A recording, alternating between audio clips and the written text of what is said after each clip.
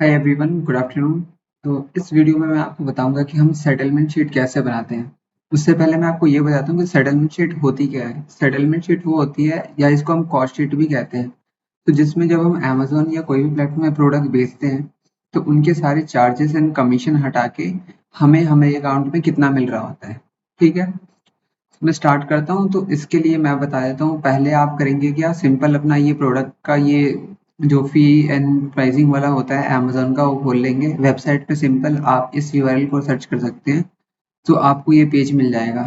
ठीक है, उसके बाद करेंगे क्या, हम एक स्प्रेडशीट खोल लेंगे। ठीक है, जिसमें हम सेटलमेंट शीट अपनी बनाएंगे। तो आप अपने बिजनेस के अकॉर्डिंग अपना सेटलमेंट शीट देख लीजिएगा कि आप जब बिजनेस कर रहे हैं तो आप पॉजिटिव में जा भी रहे हैं कि नहीं, या आपको कितना मार्जिन चाहिए, उसके अकॉर्डिंग हम सेलिंग प्राइस रखते हैं। तो मैं आपके साथ एक एक करके दिखाता हूँ। सपोज पहला कॉलम हम लिखेंगे, प्रोडक्ट नेम लिखेंगे। ठीक है, क्या प्रोडक्ट है मेरा। नेक्स्ट में हम देख लेते हैं क्या क्या चार्जेस होते हैं। सपोज प्रोडक्ट नेम है, अगर आपने पहले से लिस्टिंग कर रखी है तो आप यहाँ पे SKU और ASIN लिखने की नीड है तो आप लिख लीजिएगा। अगर आपको किसी के साथ शेयर करना है कि बताना है कि मेरी ये प्रोडक्ट है, ये SKU है, ये ASIN है और यहाँ लिस्टेड है, तो मैंने यहाँ प्रोडक्ट नेम डाल दिया, SKU डाल दिया, ASIN डाल दिया। ठीक है, अब मैं चार्जेस डालना स्टार्ट करूंगा। तो अमेज़न पे जो चार्जेस लगते हैं, यहाँ पे आप इस शीट पे देख सकते हैं। सपोज मैं आपको बता देता हूँ एक एक करके जो चार्जेस हैं। रेफरल फी लगता है कैटेगरी बेस में, कि आपकी कौन सी कैटेगरी है उसके अकॉर्डिंग आपको रेफरल फी के चार्जेस देने होते हैं। फिर क्लोजिंग फी, फिर wait handling fees.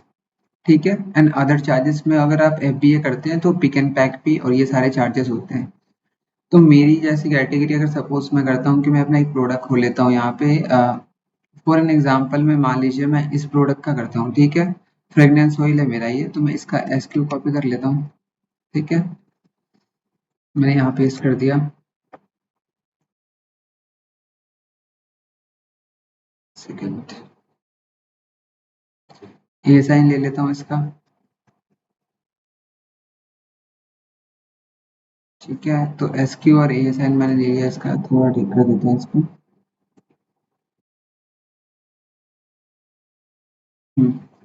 Product name क्या होगा मेरा, फ्रेग्रेंस ऑयल है। फ्रेग्रेंस ऑयल है 100 ml का। तो मैंने लिख दिया यहाँ पे, SKU डाल दिया, ये साइन डाल दिया। अब हम क्या करेंगे, हम फीचर्स डालना स्टार्ट करेंगे। तो पहली फीस हमारी कौन सी लग रही है, हम शीट पे आ जाते हैं एक बार, जो अमेजोन का है। तो अपनी कैटेगरी के अकॉर्डिंग आप अपनी फीसेस भी चेक कर सकते हैं। सपोज मेरी जो फीस लग रही है, यहाँ पे आ जाता हूँ, तो रेफरल फी है पहला। तो मेरा जो है होम एंड डेकर की कैटेगरी में आता है। यहाँ पे फ्रेग्रेंस ऑयल की कैटेगरी ढूंढेंगे हम, वुमेन फ्रेग्रेंस का। ठीक है, होम एंड डेकर प्रोडक्ट है, होम इम्प्रूवमेंट। सेकंड देख लेते हैं हम,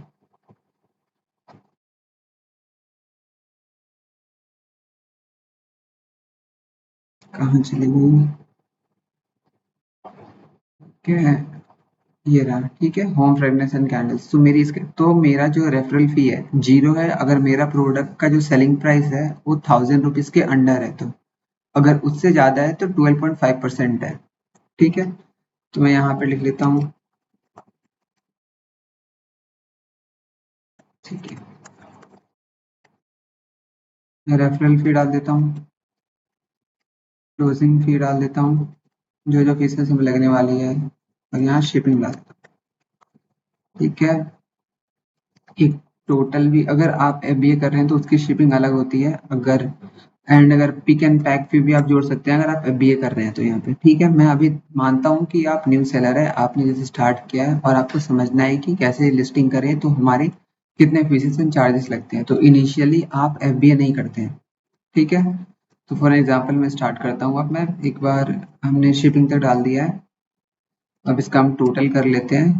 ठीक है, एंड यहाँ पे जो होगा टोटल विद GST हो जाएगा, नेक्स्ट वाला जो होगा। तो पहले मैं देख लेता हूँ रेफरल फी। तो मेरा, अगर एक और चीज डाल देते हैं पे, मैं एक और क्रिएट कर देता हूँ लेफ्ट में ही, और यहाँ मैं डाल देता हूँ मुझे सेलिंग प्राइस कितनी है। ठीक है, सेलिंग प्राइस डाल दिया मैंने यहाँ पे, और लास्ट में मैं डाल देता हूँ कि सेटलमेंट कितना चाहिए।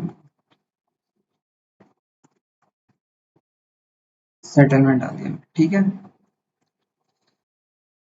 इसको हाईलाइट कर लेता हूँ।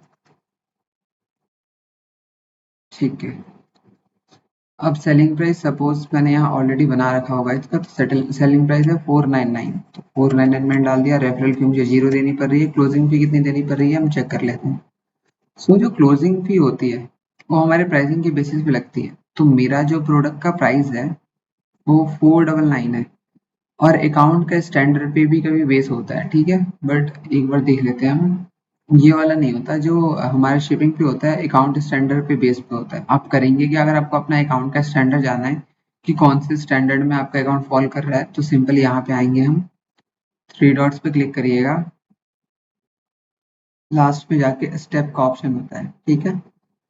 यहाँ पे मैं परफॉर्मेंस पे आ गया, यहाँ पे आके मैं योर ग्रोथ प्लान पे चला गया। तो मेरा जो भी अकाउंट है स्टैंडर्ड पे फॉल कर रहा है, ठीक है। इसकी भी सारी चीजें मैं आपको बता दूंगा एक वीडियो में। अभी यहाँ पे ही आते हैं हम, स्टिक रहते हैं अपने टॉपिक से। तो मेरा जो क्लोजिंग फी लग रहा है मेरे प्रोडक्ट के अकॉर्डिंग 3 to 500 है, तो मुझे 22 रुपये लगेंगे, ठीक है। अब आप देख रहे हो कि यहाँ एक में स्टार लगा हुआ है, एक में हैश लगा हुआ है, एक में ABCD लगा हुआ है। तो इसमें कुछ नहीं करना। अगर आपको जानना है कि आपके इस कैटेगरी के अकॉर्डिंग फॉल कर रही है तो इसमें आपका प्राइसिंग कितना होगा। सपोज अगर मान लीजिए मेरा जो ग्रुप हैश के अंदर है और 0 से 300 के अंदर प्रोडक्ट है, तो मेरे को 26 रुपये देने पड़ेंगे। अगर मैं यहाँ क्लिक करता हूँ तो मुझे पता चल रहा है कि ये कौन सा प्रोडक्ट और कौन सा कैटेगरी है जिसके लिए चार्जेस हमें देने पड़ रहे हैं, ठीक है। यहाँ आप अपने प्रोडक्ट से मैच कर सकते हैं। एक बार मैं बंद कर लेता हूँ इसको। अब वापस चलते हैं, तो मुझे पता लगा कि मेरा क्लोजिंग फी 22 रुपये होगा। अब शिपिंग समझाता हूँ, ठीक है। बहुत लोगों को शिपिंग समझ में नहीं आती, शिपिंग कैसे लग रही है। तो शिपिंग पे क्लिक कीजिएगा, सिंपल। अब यहाँ देखिए, अगर आपका प्रोडक्ट FBA में है तो उसके लिए अलग शिपिंग है, IXD के लिए अलग शिपिंग लगी हुई है यहाँ पे, ठीक है।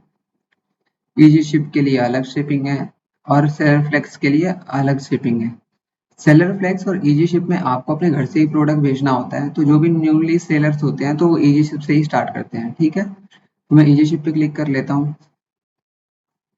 अब आप यहाँ देखेंगे तो हमारे स्टेप्स लेवल आ गए कि हमारा अकाउंट बेसिक में फॉल कर रहा है, स्टैंडर्ड में फॉल कर रहा है, या प्रीमियम में फॉल कर रहा है। तो हमारा स्टैंडर्ड में है। हमारा प्रोडक्ट जो है वो 500 ग्राम्स के अंडर में ही फॉल करता है। आई गेस 100 150 या 200 ग्राम्स का प्रोडक्ट होगा मेरा। तो मेरा फर्स्ट 500 ग्राम्स के लिए 55 रुपीज़ लगेगा। तो मैं सिंपल यहाँ 55 रुपीज़ डाल दूंगा। उसके बाद नेक्स्ट करके, ठीक है, इन सब का सम कर लूंगा, रेफरल फी का, क्लोजिंग फी का, ठीक है, शिपिंग का, ठीक है। तो आ गया 77 रुपीज़।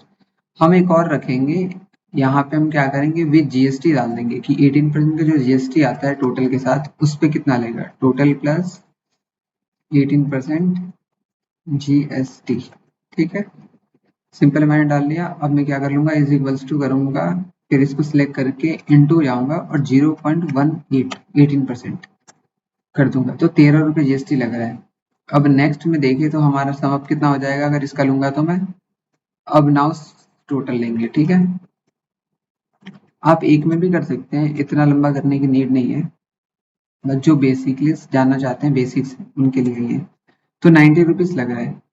अब मुझे जानना है कि मेरा ओवरऑल सेटलमेंट कितना लग रहा है। तो हम करेंगे क्या, is equals to selling price जो है हमारा उससे माइनस कर देंगे हम टोटल को।